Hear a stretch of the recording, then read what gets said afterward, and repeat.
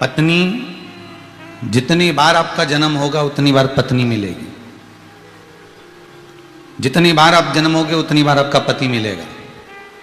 जितनी बार आपका जन्म होगा, चाहे आप श्वान बनकर जन्म हो, चाहे आप पक्षी बनकर जन्म हो, चाहे आप पशु बनकर जन्म हो, चाहे आप कीट पतंगा बनकर जन्म हो, जितने जन्म हम लेंगे हर जन्म में हमें पत्नी भी मिलना है, हर जन्म में हमें पति भी मिलना है, हर जन्म में हमें बच्चे भी मिलना है, हर जन्म में हमारा पूरा परिवार हमको प्राप्त होना। प्रत्येक 84 लाख योनियों में सब कुछ मिलेगा, जैसा अभी मिल रहा है वैसा सब मिलेगा।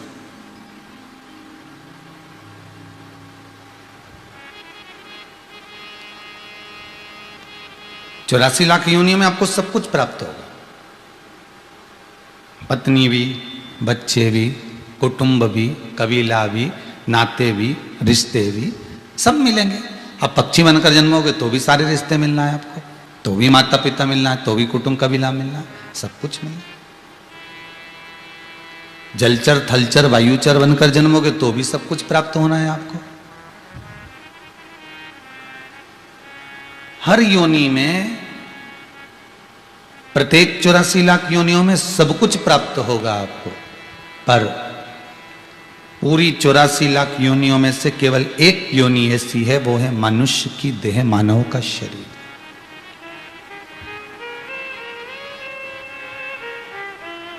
इस योनि में सब कुछ तो मिला, पर इस योनि में जो सबसे कीमती है वो है सत्संग। इस योनि में सबसे कीमती वो है जो भगवान का भजन। इस योनि में सबसे ज्यादा कीमती है भगवत स्मरण, भगवत नाम, भगवान की शरणागति, भगवान का स्मरण, भगवत नाम का जाप, भगवत कीर्तन, भगवत नाम में डूबना। ये केवल एक मानव की देह में ही प्राप्त होता है, इसके सिवा ये प्राप्त नहीं हो सकता। केवल एक मानव की देह में मिलेगा। अब किसी आपने पशु को कभी सत्संग करते देखा हो तो बता देना, कभी अपने पक्षी को सत्संग करते देखा हो तो बताना, कभी कोई जलचर को, थलचर को, वायुचर को, ये जितने जितने जीव है ना, इनको अगर आप सत्संग करते देखो तो जरूर बताना कि ये प्रवचन सुनने गए हैं, ये प्रवचन में जाकर आनंद ले रहे हैं। ये नहीं होता।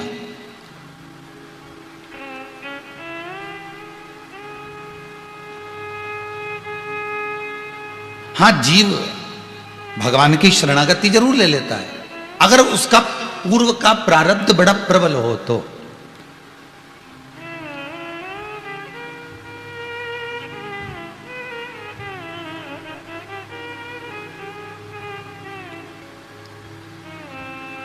अगर उसका पूर्व का प्रारब्ध बड़ा प्रबल हो तो। अब केवल एक मानव है, केवल एक मनुष्य की देह है, केवल एक मानव का शरीर है, जो प्रथम भगति संतन कर संगा, दूसरी रति मम कथा प्रसंग का। शबरी अम्बा से मेरे राघव जी कह रहे हैं, मेरे राम जी कह रहे हैं कि माता सुनो शबरी, अगर आपने सत्संग किया होता, आपने कहीं प्रवचन सुना होता, कहीं आपने भगवत स्मरण किया होता, तो ये पक्का है कि आप ये सारी भ्रांतियों से दूर होकर शरणागति के पथ पर आकर बैठ जाते और मुझे पा लेते। भगवान को पाने का सबसे सुंदर तरीका कौन सा है? आप बहुत दिनों तक आप भगवान को दिया बत्ती लगाओ, क्या भगवान मिल जाएगा? आप रोज अगरबत्ती लगाओ तो क्या भगवान मिल जाएगा? एक लोटा पानी चढ़ाओ तो क्या भगवान मिल जाएगा? ऐसे तो समुद्र के किनारे पर कोई भी शिवलिंग रख देता है, समुद्र की लहरें रोज शंकर जी का अभिषेक करती है, तो क्या समुद्र को भगवान मिल जाएंगे? नहीं।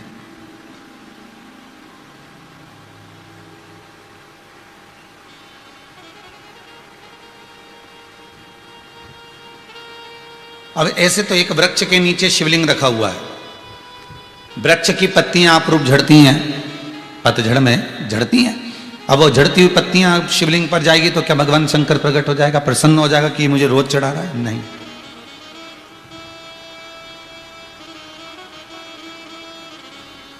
आप रोज अगरबत्ती भी लगा रहे हो, आप रोज दिया भी लगा रहे हो, आप रोज धूप बत्ती भी लगा रहे हो, आप रोज भगवान का पूजन श्रृंगार भी कर रहे हो, तो क्या भगवान प्रकट हो जाएगा, प्रसन्न हो जाएगा, या आपके सम्मुख में आकर खड़ा हो जाएगा? नहीं। ये ऊपरी बनावट से भगवान नहीं मिलता। फिर वही वाली बात आ गई, भगवान शंकर को पाने के लिए कौन से कलर के कपड़े पहनूं कि भगवान मुझे मिल जाए। शिव महापुराण की कथा कहती है भगवान को पाने के लिए कपड़ा बदलने की जरूरत नहीं पड़ती, भगवान को पाने के लिए मात्र कलेजा बदलने की जरूरत पड़ती है। कपड़े तो आप कितने भी चेंज कर सकते हो, कपड़े तो आप कितने भी बदल सकते हो, पर चित्तवृत्ति, ये मन, ये कलेजा, ये वृत्ति, ये चित्त, ये भाव आप जब बदल लोगे तब भगवान को मिलने में देरी नहीं लगेगी। आपका निर्मल मन सो मोहि पावा, मोहि छल छिद्र कपट ना भावा। भगवान कहते हैं मुझे केवल अगर किसी चीज से रिझाया जा सकता है, अगर मुझे किसी चीज से अगर मनाया जा सकता है, मुझे किसी चीज से अगर तुम मुझे रिझा सकते हो तो अपना दिल मुझे दीजिए, अपना भाव मुझे दीजिए, अपनी चित्तवृत्ति मुझे दीजिए, अपना मन मुझको दे दीजिए।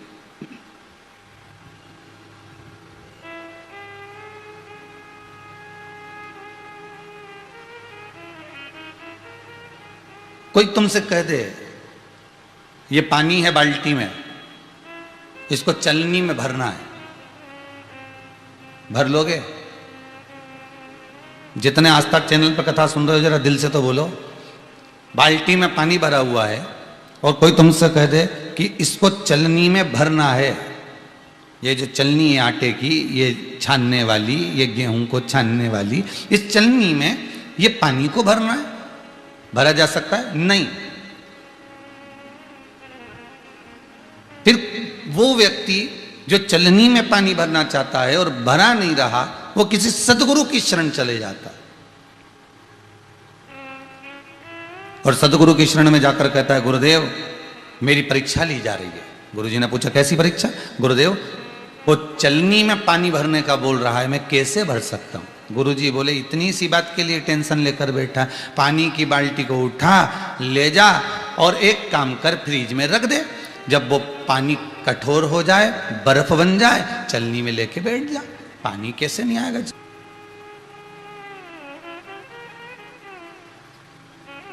कई लोग कहते हैं भगवान को पाना असंभव है, कई लोग कहते हैं भगवान को प्राप्त करना असंभव है, कई लोग कहते हैं भगवान का मिलना असंभव है, पर यहां शिव महापुराण की कथा कहती है अगर निर्मल मन है, निर्मल चित्त है, निर्मल वृत्ति है, निर्मल भाव है तो फिर तुम्हें भगवान को ढूंढने में देरी नहीं लगेगी,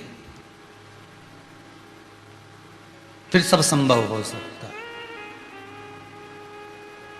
है, फिर आपको कुछ ढूंढना नहीं पड़ेगा, फिर वो मिल जाएगा। बस महाराज काशी में ढूंढा तुम्हें, उज्जैनी में पाया है, काशी में ढूंढा तुम्हें, उज्जैनी में पाया है। ओंकारेश्वर की नर्मदा में भोले बाबा का ठिकाना है, दुनिया वाले क्या जाने मेरा रिश्ता पुराना है। ये संबंध हम उसको संपूर्ण जगत में, संपूर्ण विश्व में, संपूर्ण जगह पर ढूंढने का प्रयास कर रहे हैं, पर अपने भीतर खोज नहीं पा रहे। जिस दिन हमारी चित्तवृत्ति, जिस दिन हमारा मन, जिस दिन हमारी वृत्ति एक एकाग्र चित्त में परमात्मा की होगी, उस दिन भगवान हमारे पास में होगा, उस दिन मेरा देव अधिदेव महादेव तुम्हारे सामने होगा।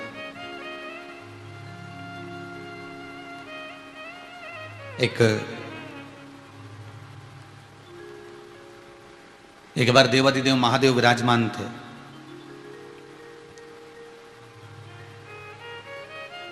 और भृंगी भगवान शिव का गण, भृंगी भगवान शंकर का गण। आज भोलेनाथ जी से कहकर जा रहे हैं गुरुदेव बाबा मैं किसी कार्यवश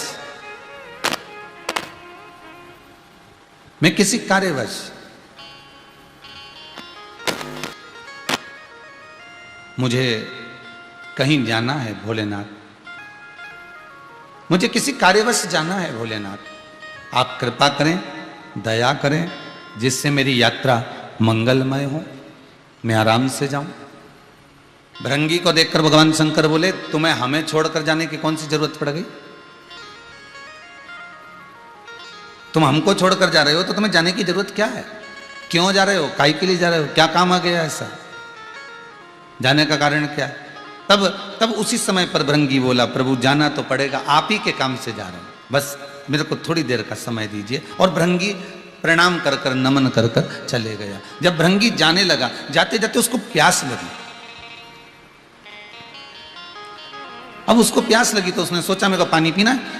एक सुंदर सा जलाशय था, उस जलाशय का पानी उस भृंगी ने बड़े प्रेम से पात्र में भरा और भरकर उसको पिया तो उसको बड़ी तृप्ति हुई। कितना मीठा जल है, कितना सुंदर जल है, कितना निर्मल जल है, कितना शीतल जल है। उस भृंगी ने उस जल को पी लिया तो उसके मन में आया, इतना सुंदर जल तो मैंने कभी पिया ही नहीं था।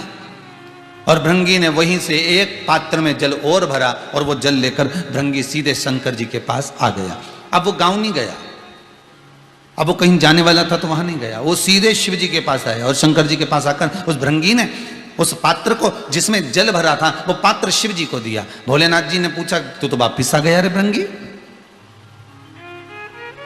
तू तो कह रहा था कि मेरे को जाना है, फिर तू वापिस कैसे आ गया?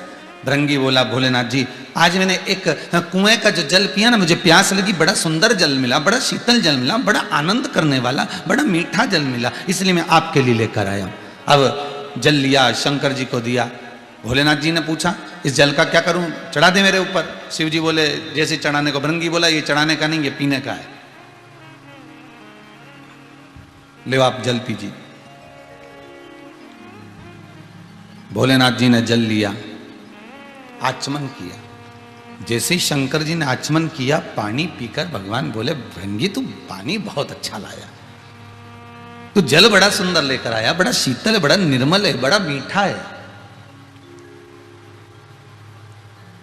वाह वाह प्रभु,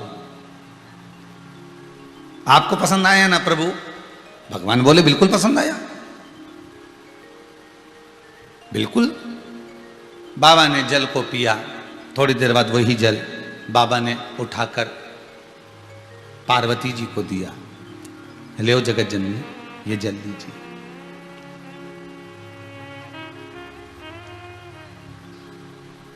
जगत जननी ने वो जल लिया, पिया। वाह वाह प्रभु, भृंगी एक बात तो है बेटा, बड़ा सुंदर जल लेकर आया है, बड़ा मीठा जल लेकर आया है, बड़ा शीतल जल लेकर आया है, तो पीने के लिए बहुत बहुत सुंदर जल लाया। पास में बैठे थे श्री कार्तिकेय महाराज, माता ने कार्तिकेय जी को दिया। कार्तिकेय जी ने जो मुख में लिया तो कुल्ला कर दिया। कार्तिकेय जी मुख में जैसे ही जल लिए उन्होंने कुल्ला कर दिया, जल को थूक दिया, बाहर कुल्ला करा और चिल्ला कर आकर बोले, माँ पिताजी जल कैसा लगा आपको? माँ बोली, बहुत मीठा था। पिताजी बोले, बहुत मीठा था, बहुत निर्मल, बहुत शीतल। आपको पानी खारा नहीं लगा? कितना गंदा जल लेकर आया है भृंगी, इसकी बुद्धि कहां चली गई? ऐसा खारा जल लेकर आया, बताओ ये कोई जल पीने लायक है? कितना दुर्गंध आ रहा है उस जल में से, कितना खारा जल है जो लेकर भृंगी आया। और आप कह रहे हो कि बड़ा मीठा जल है, बड़ा निर्मल जल है। एक घुट मेरे कंठ पर ना गया, मेरे को थूकना पड़ा। ये पीने लायक जल है? भगवान शिव और पार्वती दोनों बोलना चालू करे तो क्या बोले। भगवान शंकर ने कहा, कार्तिकेय स्वामी तुम भृंगी के लाए हुए जल को देख रहे हो, जल को पी रहे हो, और हम भृंगी के लाए हुए निर्मल भाव को देख रहे हैं, निर्मल भाव को पी रहे हैं। जब उसने पानी पिया, उसकी बुद्धि में यह नहीं आया कि मुझे दूसरे के लिए लेकर जाना है, उसकी बुद्धि में, चित्त में ये नहीं आया कि इस जल को मेरे को घर लेकर जाना है, इस जल को मैं जहां जा रहा हूं वहां तक लेकर जाना है, इस पानी की बोतल को भरकर मैं अपने वहां तक जा रहा हूं ना तो वहां तक लेकर जाना। जब उसने पानी की बोतल को भरा, जब उसने जल को पिया, पीते से ही उसकी चित्त वृत्ति में ये तो आया कि मुझे शंकर जी के लिए लेकर जाना है, और जाते जाते आधे मार्ग से वापिस आ जाना और आकर मुझे जल पिलाना। ये निर्मल मन नहीं तो क्या, ये चित्त वृत्ति निर्मल नहीं तो क्या। अगर चाहता तो बोतल लेकर चले जाता, चाहता तो कलश में जल भरकर अपने जहां जा रहा था वहां चले जाता, चाहता तो पानी भरकर अपने घर के लिए, परिवार के लिए, कुटुंब के लिए ले जाता। पर उसकी चित्तवृत्ति में यह आ गया था कि यह पानी मैं शिव को पिलाऊंगा, यह पानी मैं शंकर को पिलाऊंगा। शास्त्र कहता है, शिव महापुराण की कथा कहती है कि पुष्प अच्छा है, बुरा है, पुष्प सूखा है, गीला है, यह मायना नहीं रखता। बस पुष्प भले तुम शिव को चढ़ाए ना चढ़ाए, शिव महापुराण की कथा तो इतनी कहती है कि अगर दिल से भी आपने दे दिया तो भगवान ने उसको स्वीकार कर लिया। और सरल भाषा में सुनिए,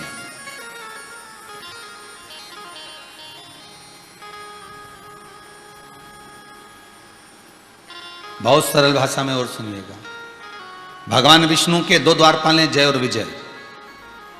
आपने बार बार भागवत में सुना होगा, बार बार शिव महापुराण में, विष्णु पुराण में, अग्नि पुराण में, पद्म पुराण में, जितनी पुराणे आती हैं उनमें आपने वर्णन सुना होगा कि जय और विजय ये भगवान विष्णु के दो द्वारपाल हैं।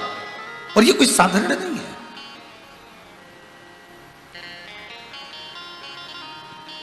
फिर वही बात आ गई, जिसको जनता चुनती है वो संसद में बैठता है, और जिसको मेरा देव अधिदेव महादेव चुनता है वो सत्संग में बैठता है। आप संपूर्ण इतने बड़े विश्व में, इतनी बड़ी पृथ्वी पर, इतनी बड़ी भूमि पर सबके घर में टीवी है, सबके घर में मोबाइल है, सबके घर में जहां तहां आप देखो, सबके घर में इतनी पब्लिक निवास कर रही है, इतने लोग रह रहे हैं पूरे शहर में, पूरे गांव में, पूरे नगर में, पूरे क्षेत्र में। पर आप ही क्यों रिमोट हाथ में लेकर आस्था चैनल को देख रहे हो? आप ही क्यों मोबाइल में अगर कथा श्रवण कर रहे हो, शिव महापुराण की इस गुरु महिमा को सुन रहे हो? आप ही क्यों? परिवार में 10 लोग हैं, 10 ही क्या कथा सुन रहे होंगे? नहीं। परिवार में 15 लोग हैं, क्या 15 ही कथा सुन रहे होंगे? नहीं। परिवार में 50 लोग हैं, क्या 50 कथा सुन रहे होंगे? नहीं। कोई 1, 2, 3, 4 या 5, 6 लोग, इससे ज्यादा नहीं। इससे ज्यादा कौन सुनेगा? 5-6 लोग सुन लिए, काम धंधा भी देखना है, ये भी देखना है, तो हो सकता है 8 लोग सुन ले, 7 लोग सुन ले, 5 लोग सुन ले, 4 लोग सुन ले, तो क्या सब कथा सुनेंगे? नहीं। अर्थात पूरे बगीचे में जो फूल सुंदर होता है भगवान के लिए वही तोड़ा जाता है, वही तोड़ा जाता है।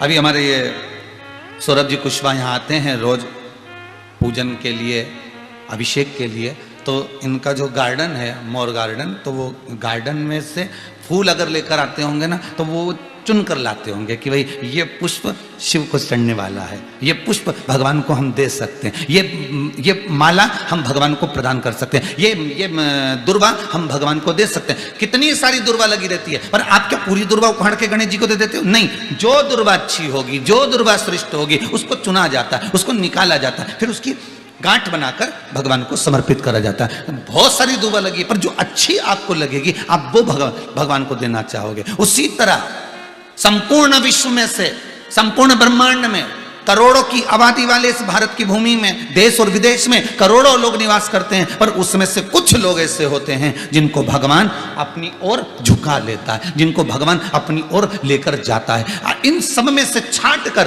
परमात्मा अपनी ओर उसको आसक्त करता है।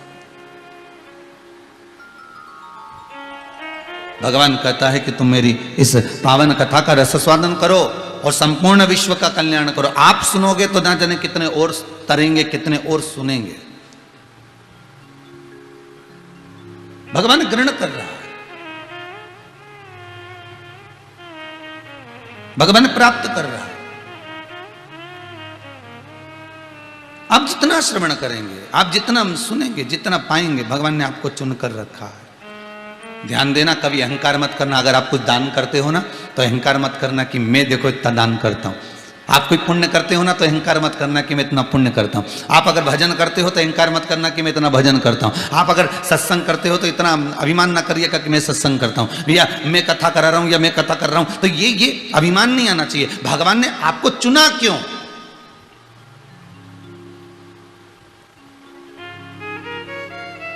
कितने बड़े बड़े सेठ पड़े हुए हैं, भगवान उनसे दान करवा देता, भगवान उनसे कथा करवा देता, भगवान उनसे पुण्य करवा देता, पर उनसे नहीं कर रहा। भगवान ने आपको क्यों चुना?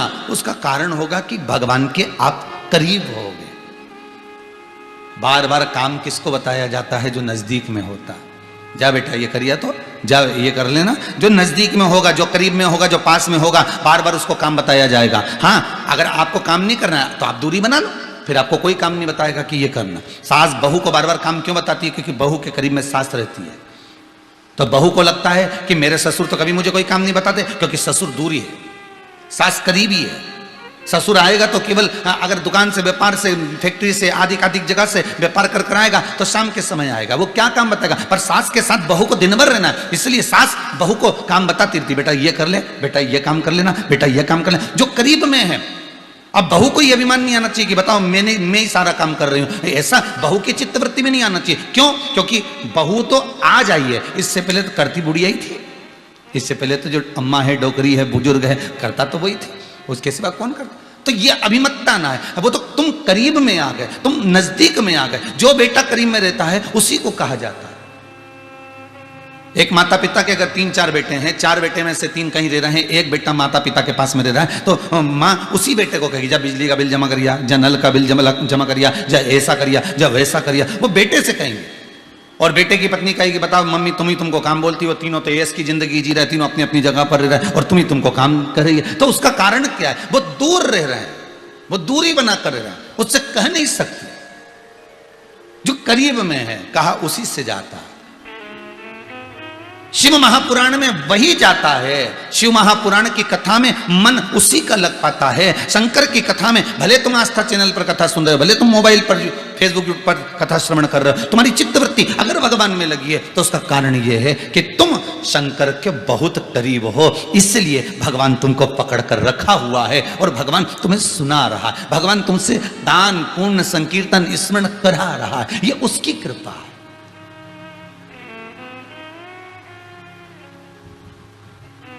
ये उसकी दया। अब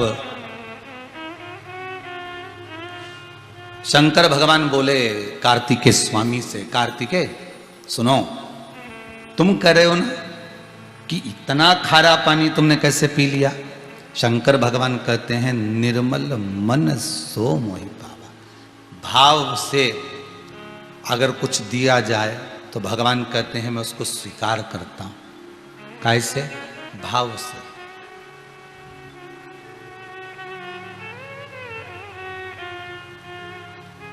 धतूरा देखा है आप लोगों ने?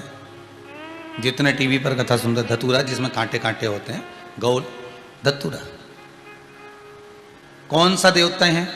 33 कोटि देवता में से कितने देवता हैं जिनको धतूरा चढ़ता है?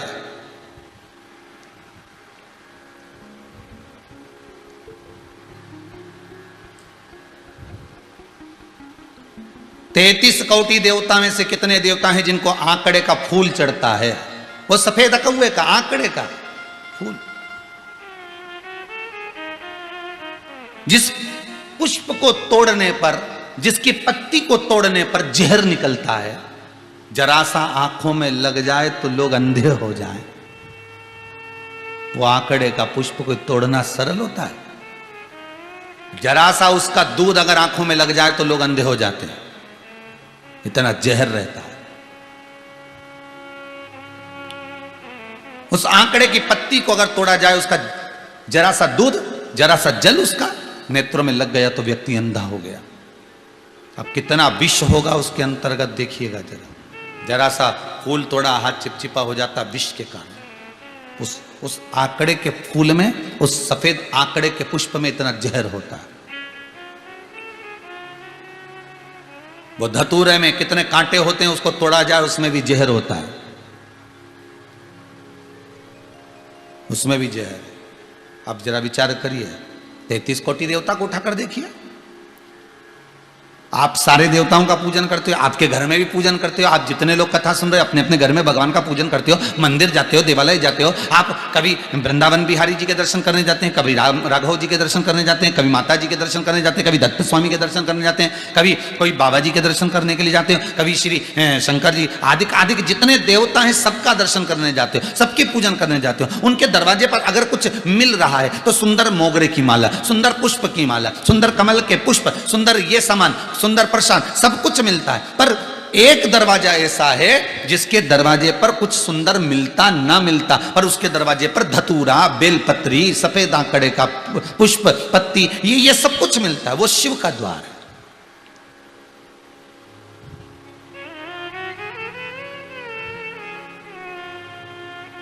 वो शंकर का द्वार।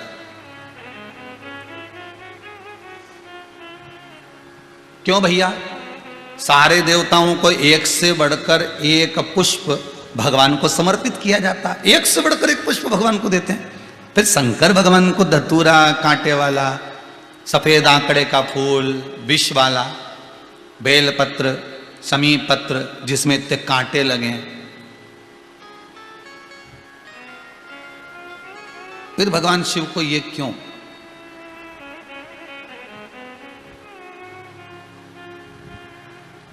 श्री देव ऋषि नारद, कथा निकली है तो जरा ध्यान से सुनिएगा कि सबसे पहला धतूरे का फूल शंकर भगवान को किसने दिया था। आपके बच्चे पूछ सकते हैं आपसे भी, मम्मी ये तुम ये कांटे वाला धतूरा शंकर जी को चढ़ा रही हो, उसको चुभेगा नहीं भगवान को? सबसे पहला धतूरे का फूल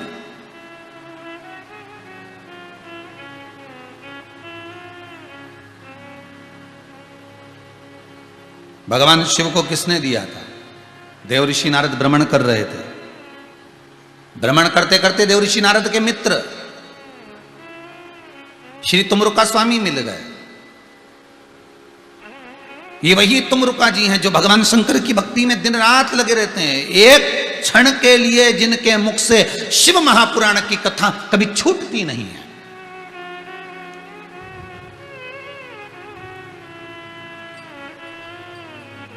एक क्षण के लिए विश्व महापुराण की कथा उनसे रुकती नहीं।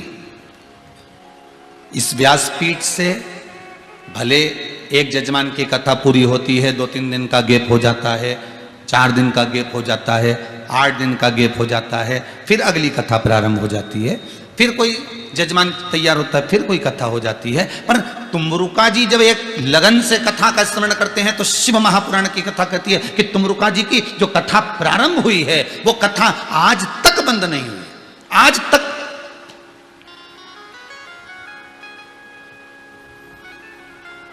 शिव महापुराण की कथा आज तक तुमरुका जी के मुख से बंद नहीं हुआ। हमको कभी कभी बड़ा आश्चर्य होता है साहब, बड़ा बड़ा विचित्र लगता है कि आखिर इस कुबेरेश्वर धाम में लोग आते हैं, यहाँ पर आकर चप्पल उतार कर इस भूमि पर खड़े होकर, भले कुबेरेश्वर भंडारी अभी नहीं बैठे, भले मेरे ठाकुर नहीं बैठे, पर चप्पल उतार कर वो खड़े होकर इस भूमि पर जो बोल कर जाते हैं, 3 महीने में भोलेनाथ इनको बुला लेता, 3 महीने में बाबा विश्वनाथ ऐसी कृपा कर देता कुबेर भंडारी कि उनको आना पड़ता, वो तुरंत आ जाते।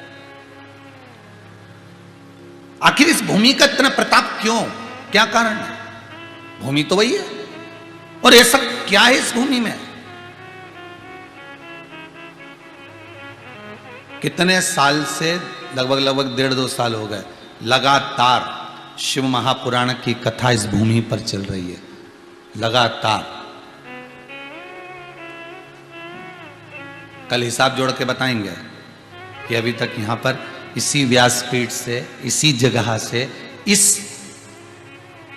जगह पर, इस स्थान पर कितनी शिव पुराण हो गए। तो उसका कुछ तो कारण होगा। बाबा ऐसे ही करा देगा क्या? बाबा ऐसे ही बोल देगा? कुछ तो कारण हो सकता है। शिव महापुराण की कथा तुमरुका जी के मुख से निरंतर बह रही। तुमरुका जी कैसे हैं? देव ऋषि नारद जैसी वीणा उनके हाथ में, करताल हाथ में, देव ऋषि नारद जैसा शरीर है उनका, बस मुख घोड़े का लगा है, मुख घोड़े का। अच्छा, कई लोग कहते हैं गुरुजी जब इतने विद्वान हैं, इतने ज्ञानवान हैं, तो इनको घोड़े का मुंह लगाने की क्या जरूरत थी? नंदी भगवान शंकर का इतना प्रिय गण है क्या? नंदीश्वर जब ये ब्राह्मण के घर में एक छोटा सा बच्चा जन्मा था, नंदी का जब जन्म हुआ था, बड़ा सुंदर नंदीश्वर था, इतने सुंदर बालक थे न, शंकर जी का अंश है, शिव का एक स्वरूप। एक ब्राह्मण अपने वंश को बढ़ाने के लिए शंकर जी की आराधना कर कर कहता है भोलेनाथ मेरे घर में संतान हो। तो शिव जी ने पूछ लिया कैसी संतान हो? तो वो कहता है आपके जैसा, आप स्वतः मेरे यहां जन्मे। जो शंकर स्वयं भूमि में से प्रकट हो रहा है, पृथ्वी में से प्रकट हो रहा है और उस ब्राह्मण के घर में जा रहा है,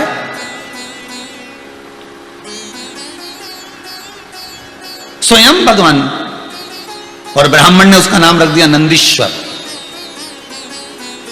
नंदीश्वर उसका नाम रखा, और नंदीश्वर नाम रख भी दिया, और नंदीश्वर नाम रखने के बाद वो आनंद पा गया, शिव जी की भक्ति में डूबा रहा, इतनी भक्ति भगवान